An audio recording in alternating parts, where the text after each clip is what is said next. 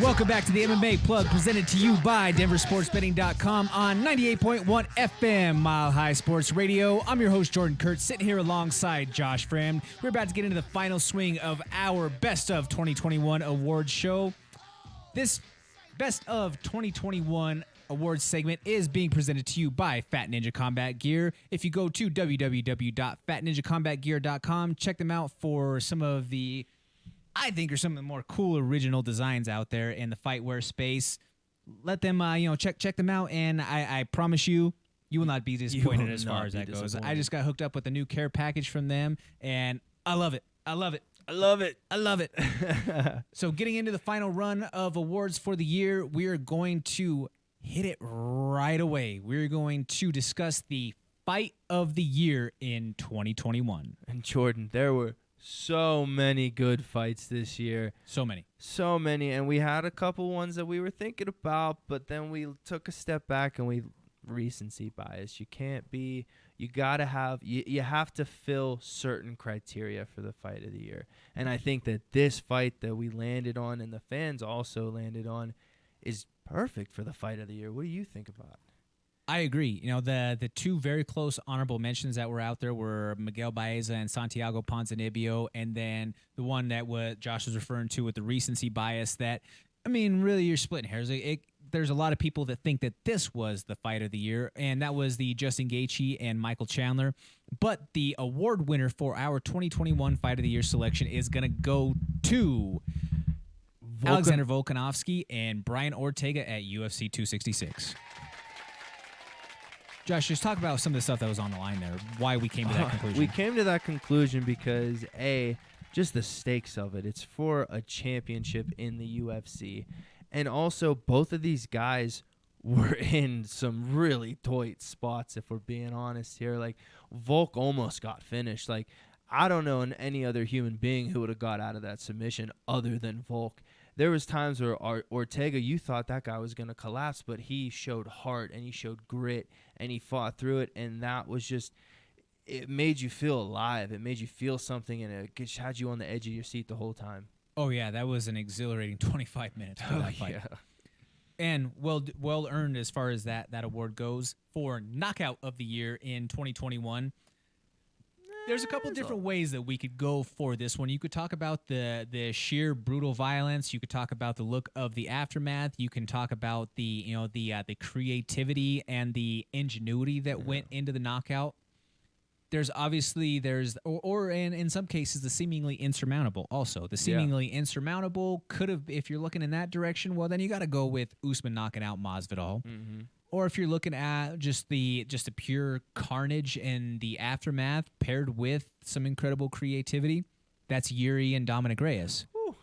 But if we're talking about finesse, the IQ, the skill set, and the doing it to a former world champion, and the timing of it, absolutely. Just the way that he did it, it was almost like watching a puppet master. He was just letting the pieces go right where he wanted, and at the moment to strike, he didn't miss.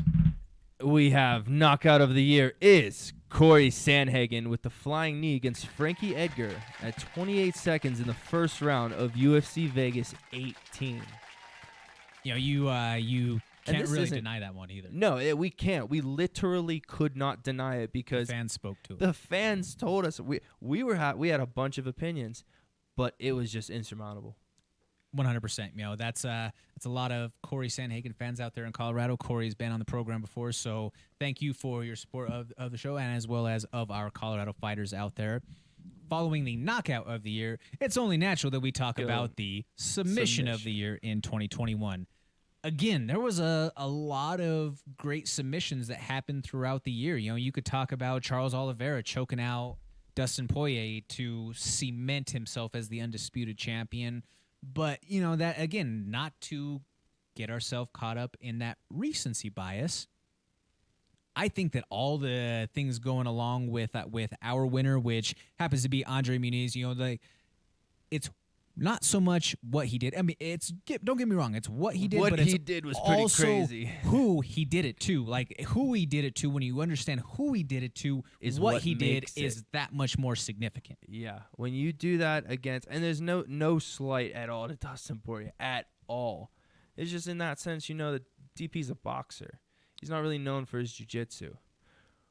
We're talking about Jacare Souza.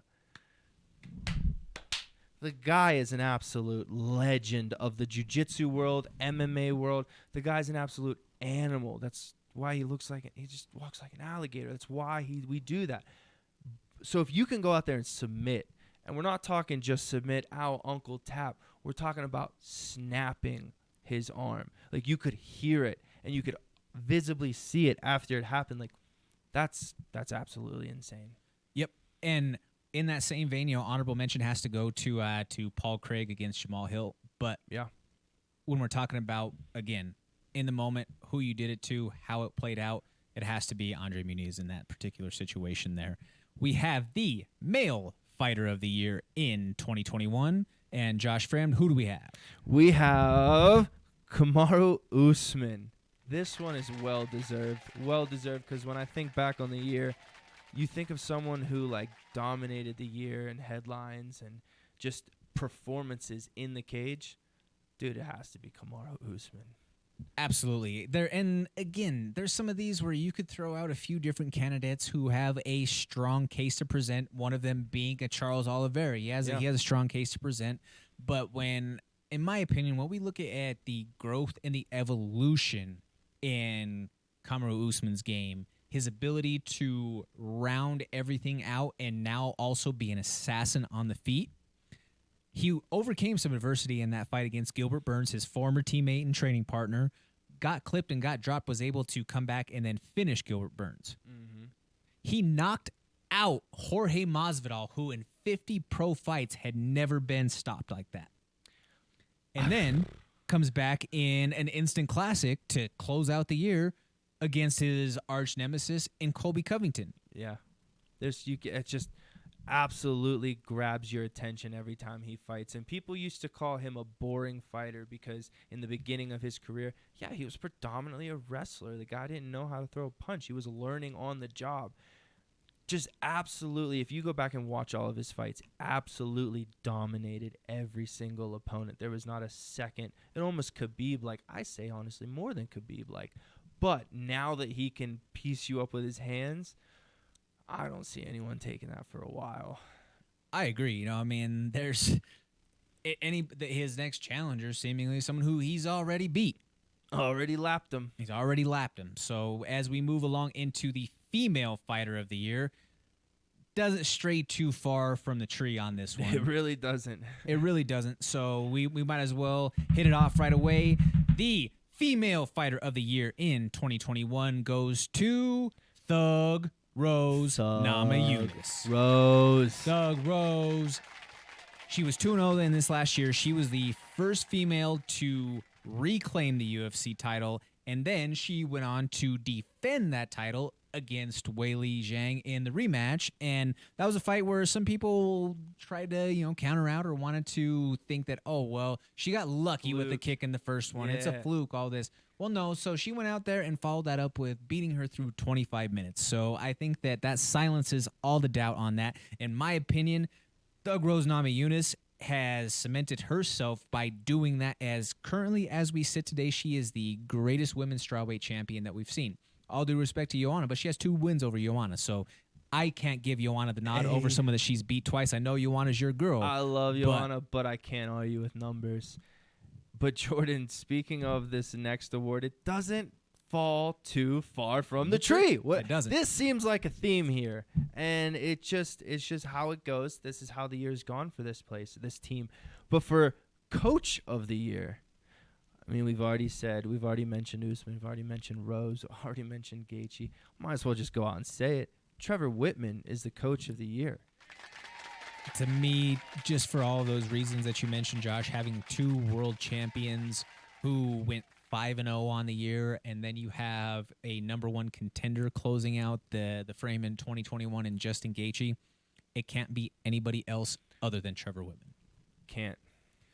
And then these last couple of awards, ladies and gentlemen, these were Fans' Choice Awards. So these are ones that we recused ourselves from having any sort of role in. This was all what was submitted from everybody on social media on the categories. So the very first Fans' Choice Award is going to go to the 2021 Gym of the Year. That is going to Sanford MMA down in Florida. Yep, bunch of killers down there. A couple of friends of the show have called Sanford their home, and Fabio the Water Buffalo Charant, Ian Heinisch, and Steve Mowry. Tall Steve Mowry. Which, by the way, you can catch Steve Mowry grappling on December 30th against the one and only Nicky Rod.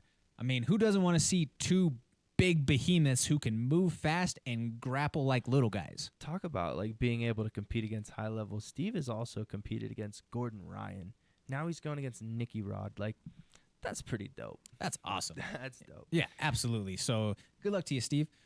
Now moving along to the Fans' Choice Guest of the Year. Now we had multiple great options that were sent to us, but there was one guy who just really kind of, and it's in part because of his proximity and his relationship with us here with the show. So biased.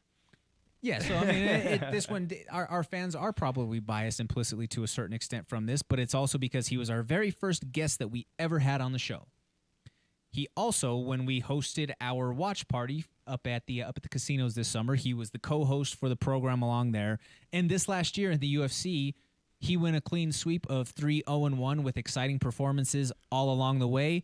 Our Fans' Choice Guest of the Year for 2021 goes to the Hanyak, Dustin Jacoby. The Hanyak.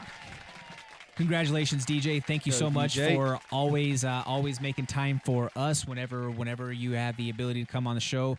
Thank you so much for everything that you do with us. Josh, 2021 was an incredible year. I can only look forward to what is going to go on in this next trip around the sun. There's going to be some incredible opportunities for so many of the people that were on this list this next year. So, fighters, we thank you for your support of us. Fans, we thank you for your support of us as we transition into this new year. Josh, I thank you for being here with me each and every week. You know, it's been an incredible ride. Thank you, Ron Kruk, for getting the ball rolling and starting us on this journey way back when we started this thing in the initial stages of COVID to building this up to being on the radio and now sitting along here with Josh Fremd. We have to thank our man Danny Bailey behind the glass for keeping us on track every single week and making sure that us two knuckle-dragging morons don't go too far off the tracks here.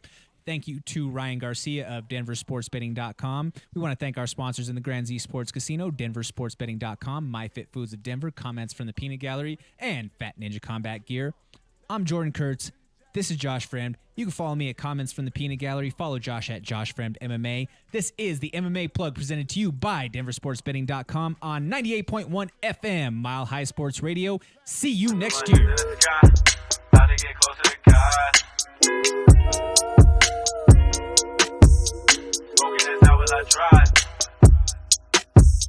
I threw my hands in the sky, bound to get closer to God.